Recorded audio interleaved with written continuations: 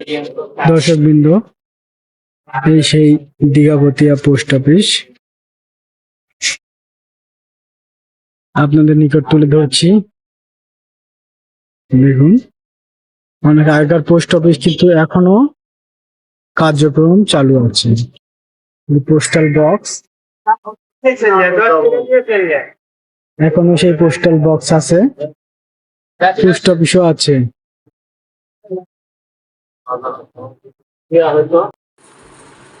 আসসালামু আলাইকুম সুপ্রিয় দর্শক মন্ডলী, আপনাদের কাছে আজকে একটি প্রশ্ন নিয়ে এসেছি।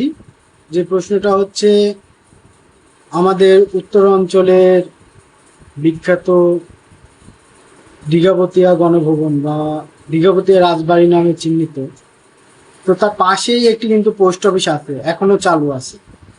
সেই পোস্ট অফিস কত সালে নির্মিত হয়েছে এটা কিন্তু গুগলও জানে না। অনেক প্রবীণ মানুষ আছে যারা বলতে পারে যে পোস্ট অফিস কত সালে নির্মিত।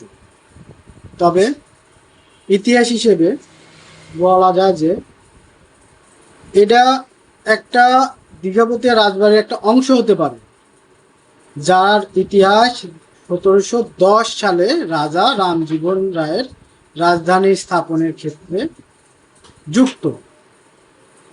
পরে দয়রাম রায়কে জমি দান করা হয়, যা সম্ভবত এই এলাকার পোস্ট অফিস হিসেবে সম্পর্কিত।